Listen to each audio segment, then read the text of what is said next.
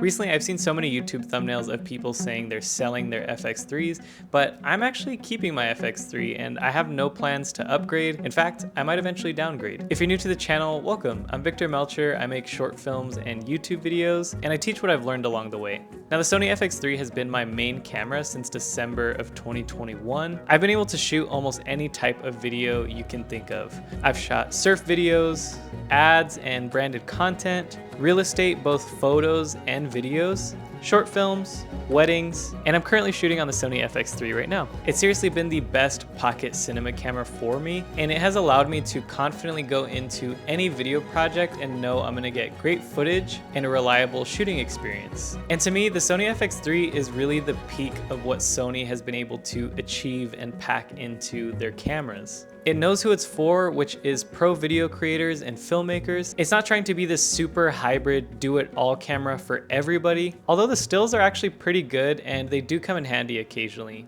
So overall, the design, the functionality, and most of all, just the simplicity of the FX3 is really what keeps me from wanting or needing to upgrade. What I mean by simplicity is just the shooting experience. Once I got my main changes dialed in, like setting S-Log3 as my color profile, XAVC S 10-bit 422, shutter angle, and Let's Loaded for monitoring, I've been able to just turn this camera on and start shooting right away. The only settings I'm adjusting on the fly are the ISO, aperture, and white balance, which are super easy because of the buttons and the two dials on the FX3. And if you've seen any of my DJI Osmo Pocket 3 videos, you'll know that I love that camera specifically for the simplicity. And the same thing goes with my FX3. It's simple, it shoots 4K, 60 frames per second, no crop, 10-bit 422 color for color grading, amazing autofocus, still one of the best in the camera world, and it's a reliable, well thought out design. Now, with the FX3 being a 4-year-old camera, there have been a ton of new cameras that have come out since. And some of them offer more advanced features like 6K, open gate, and more recently with the Nikon ZR, internal RAW capabilities, which those are all great features to have if you need it. However, I personally don't need any of those features. What matters most to me is actually how I use the camera, and I'm happy when I'm out shooting with the FX3. There is nothing about this camera that holds me back from making the videos I want to make and telling the stories I want to tell. And because it's simple, it allows me to jump into any video project and just focus on the act of actually making something. And I think as camera people, sometimes we just focus a little bit too much on the specs, but none of that matters if you can't tell a story or make a good video. So with the FX3, I don't feel distracted by specs. It gives me a great image, amazing dynamic range, and color flexibility.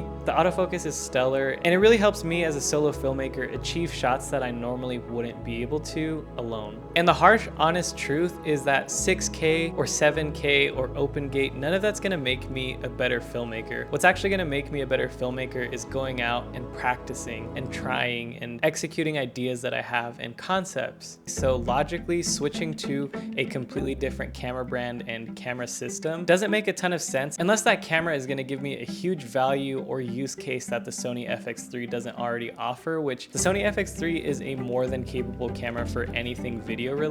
And to me, if I can't make a great image with the Sony FX3, which is already a more than capable camera, then none of those additional features are gonna make a huge jump in improving my quality of work or improving my storytelling. Now, downgrading is actually something I've thought about, specifically either the Sony A7C II or the Sony FX2. Because the one thing with my Sony FX3 is this camera is so expensive that I'm very selective on where I take it, and sometimes when I'm traveling, I would like to bring it. But because this is my workhorse camera and this is how I make a living, I choose not to, because God forbid if something happened to it while I'm out traveling, then I'm down $4,000 and I need to get a new camera. But if I had something like the A7C II or the FX2, which don't get me wrong, they're still expensive, but both those cameras are $1,000 to $2,000 cheaper than the Sony FX3, so they'd be a little easier to replace. Ideally, I would like to keep my FX3 and pick up an FX2 or A7C II, but that is a bit more of a luxury, not a necessity for me right now. So that's why I'm keeping my Sony FX3. It's an amazing camera that allows me to focus on more important aspects of filmmaking rather than just be obsessed with specs. Anyways, thanks for watching, and let me know your thoughts about it in the comments below, and I'll see you in the next one. Peace.